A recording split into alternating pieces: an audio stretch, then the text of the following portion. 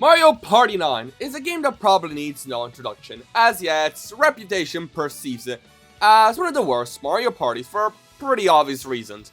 The car, which I'll talk about in a minute, but first we need to briefly discuss why Mario Party 9 was how it was.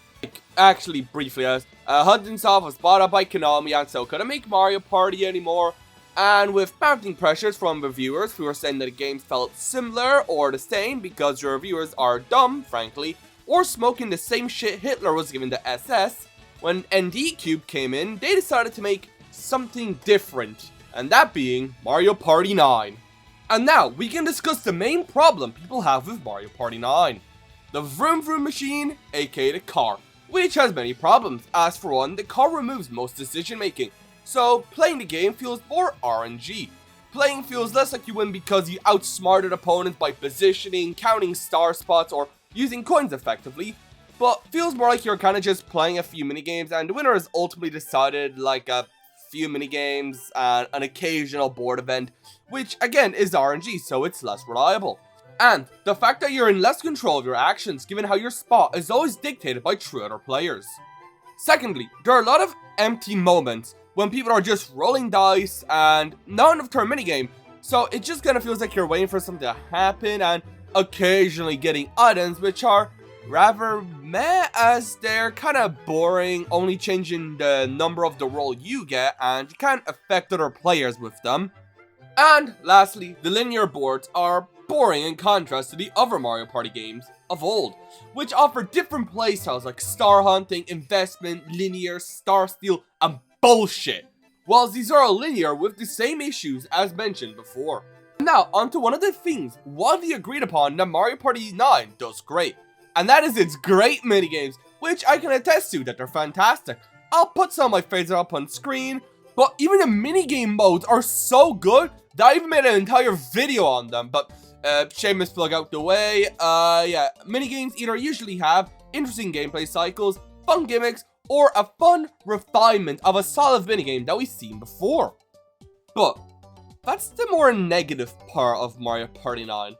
But what if we look through Mario Party 9 of, not through the lens of a serious, but looking at Mario Party 9 in a vacuum, like all games are meant to be played and reviewed individually.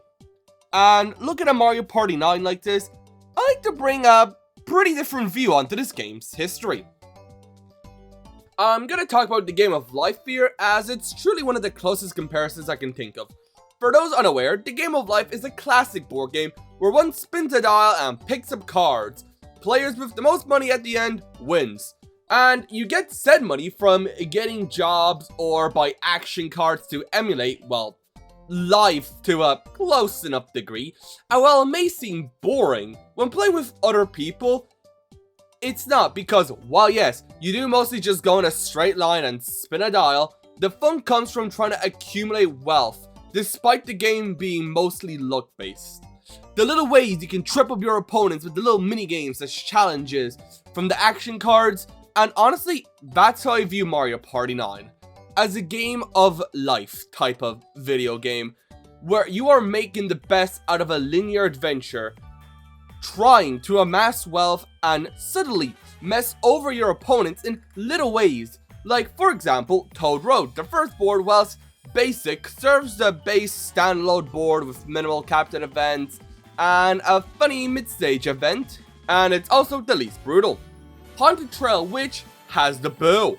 And now, we get to see the dice items in full effect, as the boo here is a little shit who'll eat up your coins and your happiness, but alas, here you have to run away from the boo.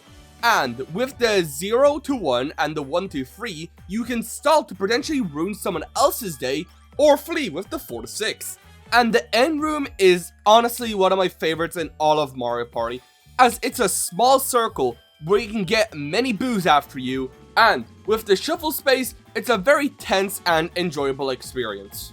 To save time, I'll clump in DKs and Bowser boards together, which are more gimmicky with Bowser having many captain events, and honestly an awesome gimmick with the mini-star sucking machine, and after the machine gets 20 mini-stars, a mini-game will begin for the mini-stars, well, 20 or above, you know how it is.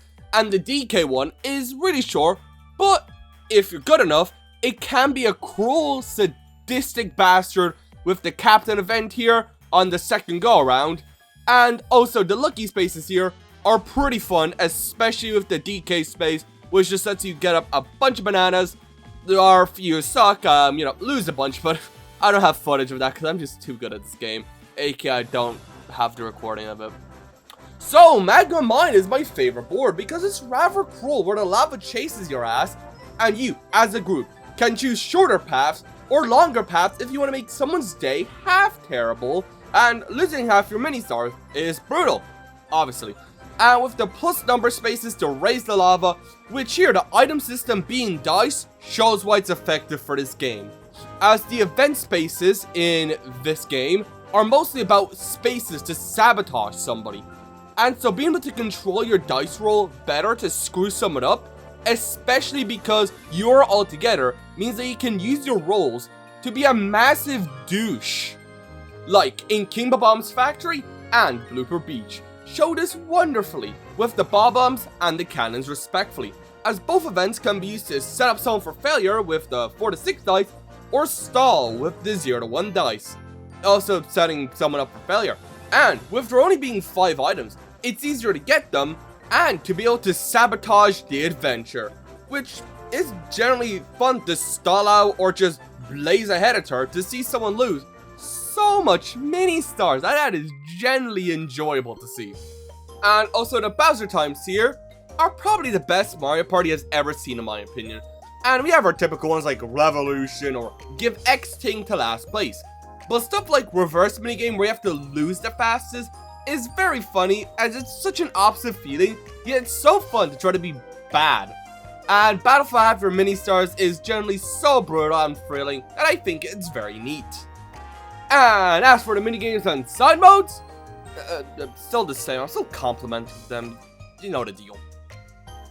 But alas, I'm not saying these things to excuse Mario Party 9, as yes, everyone being in a car is sorta lame, and the issues brought up at the start are also limiting. But there are also things that are generally fun about this game setup that do make playing the party mode fun. Yes, I prefer traditional Mario parties, but at the end of the day, Mario Party 9 is Mario Party 9. It's not Mario Party 6, it's not Mario Party 2, it's its own thing, and it should be treated as such. There are reasons why players prefer the OG style, but that doesn't mean I want to see the car gone forever, and I would be very interested to seeing it return as a side mode or something. The car does offer fun gameplay, from the fact of having to deal with being tethered and occasionally setting yourself up for failure while you thought you were doing 5D chess, the board events, the journey to the end. So, to answer the question in the thumbnail, was Mario Party 9 ever bad or just unfairly judged? Well, in my opinion, it was fairly unfairly judged, as yes, the older Mario Party games were better, but Mario Party 9 also wasn't so bad that it was boring or unreplayable. It had things about it that made playing it fun, and that makes it good. And in a perfect world, the car and the classic style would exist in the same game, to offer both styles of play that offer a different yet enjoyable experience. But that's the end of the video. If you like what you saw, like and subscribe, and if not, tell me why in the comments, and I'll see y'all later.